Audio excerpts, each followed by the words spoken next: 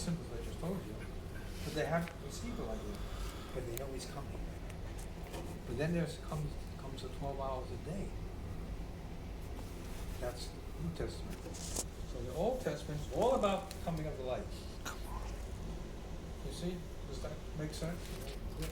And what do we know about that? That makes up a day which is 24 hours. Now here's something that we can think about for a moment. He said, Father, that's amazing. If the earth wasn't where it was, and the sun wasn't where it was, and the planets weren't where it was, and for that matter, if the whole universe wasn't the way it was, there would be no 24-hour days. That means then all the symbols would disappear. What about the 12 apostles? Well, it doesn't make any sense anymore. That's right. That means God created this entire universe and this galaxy the way it is so that we can have a 24-hour day, being the third planet from the sun which gives light. Can it be any clearer than that? So all these aliens, there's nothing out there except demons. There's lots of demons. Now what does St. John say in Revelation? In the last days there will be manifestations in the skies. Everybody will see them. Those are UFOs. That's what it was there and it disappeared. I remember reading a story about a very pious family, upstate New York, husband and wife and their son, and they had no electricity. They lived very simply. Very pious, very church conscious. And the boy was walking with his father at night in the woods, not there from the house. And all of a sudden, they saw this UFO. Something appeared in the sky. And it was spinning, and there were windows all around it, and beings looking out. And the boy said to him, "Oh my God, look, look!" This is the album. He went like that, and it disappeared. He was a demon. Be deceived. Yeah, I would love to get you involved with UFOs and read all about it because you'll be doing this.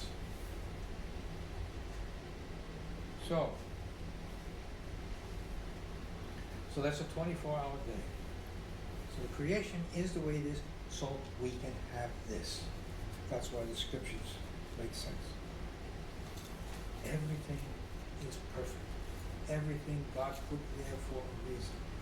And what does Paul say in Romans?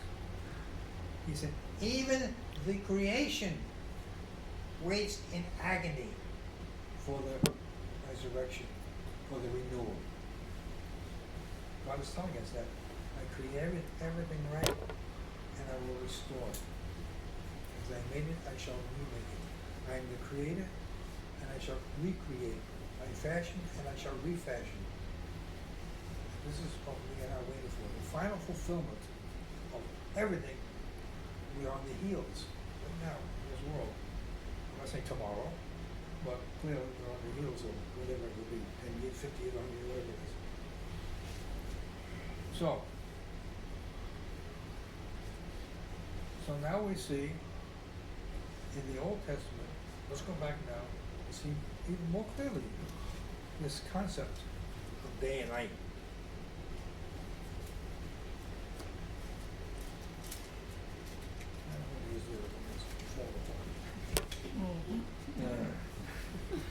Did I say what I want to say?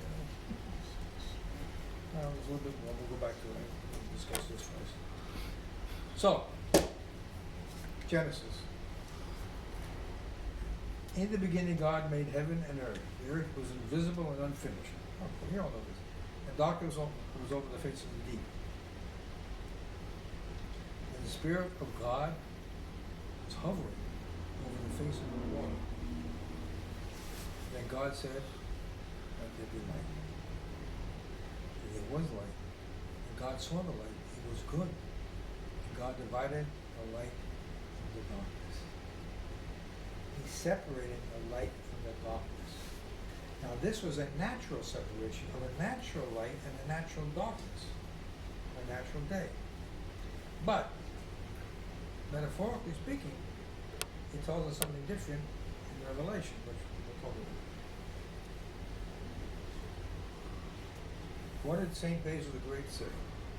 Now I want you to know that God says he divided the light from the day, capital D, because he's talking about Christ. Christ is the eternal day.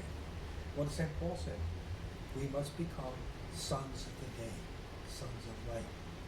We do not want to become sons of the devil, sons of darkness.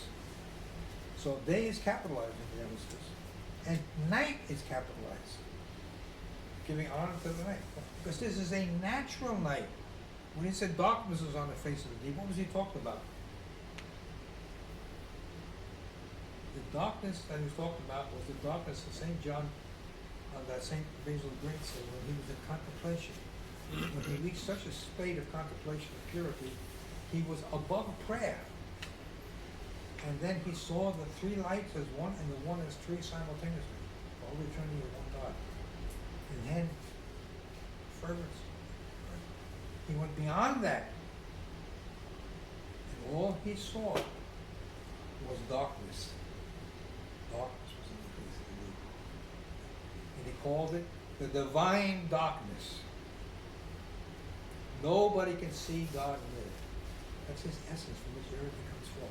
We can't see the essence. We can't participate in the essence without being part of that essence, which makes you true God, which is impossible. So we call it the divine darkness.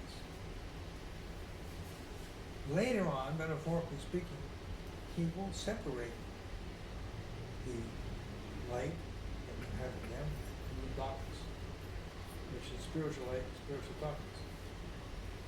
We see this again if we turn to, let's turn to John, first Gospel of John. The scripture is amazing.